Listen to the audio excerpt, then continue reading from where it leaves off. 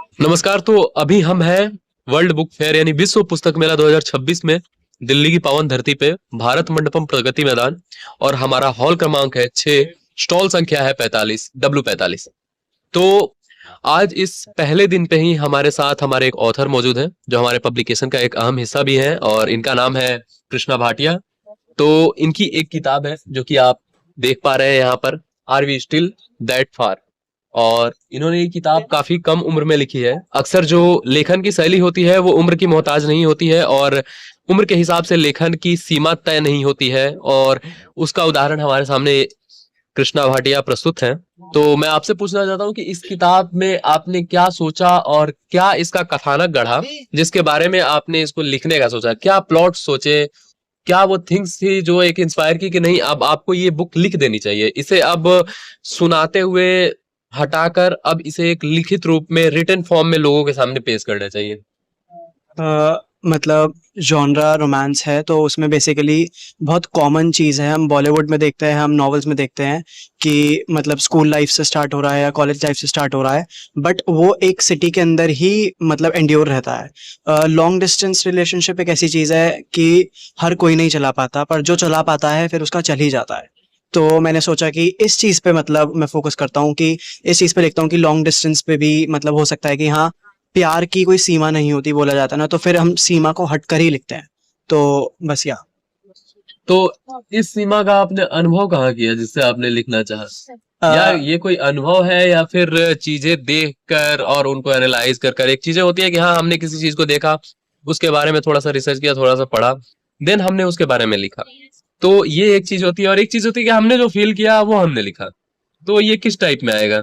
मतलब personal experience तो नहीं है और मतलब फिक्शन है ये, बट हाँ मैंने बहुत सारी चीज़ें देखी, लाइक मूवीज़ देखी, मैंने अलग अलग नॉवेल्स पढ़ी, मैंने डॉक्यूमेंट्रीज देखी, और मतलब इन सब चीज़ों से मैंने अपने अंदर ये आइडिया क्यूरेट किया। और फिर मतलब इतना तो लिटरेरी हूँ मैं कि हाँ मतलब खुद स्टोरी बना दी फिर मैं। ओके, तो यानी आपने खुद से थिंकिंग की या फिर ओवर थिंकिंग की? ओवर थिंकिंग करी। तो ये एक किताब जो है एक ओवर थिंकिंग का नतीजा है, यानी हाँ ओवर थिंकर्स को ये किताब जो है वो पढ़नी चाहिए। हाँ हाँ हाँ। और जिन्हें अगर ये किताब पढ़नी है तो वो अभी आ सकते हैं विश्व पुस्तक मेले में। कम से कम 10 दिनों तक है ही, बाकी अगर आप घर बैठे मंगाना चाहते हैं तो अमेजोन से मंगा सकते हैं। और भी आप QR कोड भी दिख रहा है, थोड़ा सा जूम हम कर देंगे और इसको लगा देंगे। तो इस किताब के जो आपने कुछ कैरेक्टर्स डिफाइन किए होंगे, तो इसमें मेन कैरेक्टर क्या है या फिर मेन थिंकर क्या है इसमें? इसमें बेसिकली लव स्टोरी है कृष्णा और राधिका के बारे में। मतलब बेसिकली कृष्णा मेरठ से ही बिलोंग करता है, राधिका ग्वालियर की होती है। वो ऑनलाइन मतलब रील्स के थ्रू मतलब कमेंट सेक्शंस के थ्रू मिलते हैं, एंड वहाँ से उनके बीच में लाइक फीलिंग्स जनरेट होती है और फिर आगे स्टोरी कंटिन्यू होती है। जेनजी की लव स्टोरी है हाँ, बेसिकली, जेनजी की कि लव जेनजी स्टोरी। की जो सोशल मीडिया पे इतने एक्टिव रह रहे हैं, हाँ एंड जी। देन कैसे सोशल मीडिया पे दोस्ती से लेकर इतनी दूरियां होने के बावजूद भी एक माध्यम है अगर वो सोशल मीडिया, तो वो भी कैसे प्यार के धागों को जोड़ सकता है, इसमें वो दिखाया गया है। हाँ जी। हाँ जी। और फिर उनके लाइफ में क्या भी प्लॉट्स आते हैं, अब सारी चीजें हम इस पे रिवील नहीं कर सकते हैं, उसके लिए आपको किताब पढ़नी पड़ेगी। हाँ श्योर। तो अपने जो पाठक है जो इसे पढ़ेंगे, उसके बारे में उन लोगों को आप कोई अगर मैसेज देना चाहें?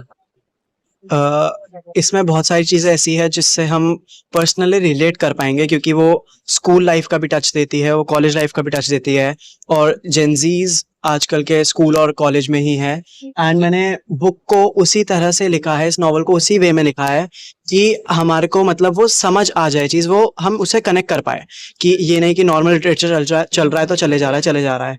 मतलब जो बहुत बड़े बड़े मतलब रीडर्स होते हैं, हाँ ठीक है उनके लिए चलता है, बट मैं पर्सनल अपने एक्सपीरियंस से देखूँ तो मुझे इतनी बोरिंग रीडिंग पसंद नहीं आती।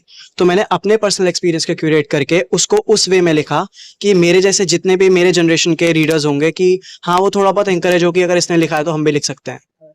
Oh that's right. सो एक इंस्पायरिंग भी है कि हाँ अगर मैंने किया तो आप भी करेंगे, मैंने किया अब आपकी बारी। तो ऐसी इसमें इमोशंस है, ऐसी इनकी भावनाएं हैं। तो बेसिकली आप सभी को ये किताबें पढ़नी चाहिए, और जितने भी नए ऑथर्स हैं उनको कम से कम प्रमोट करना चाहिए।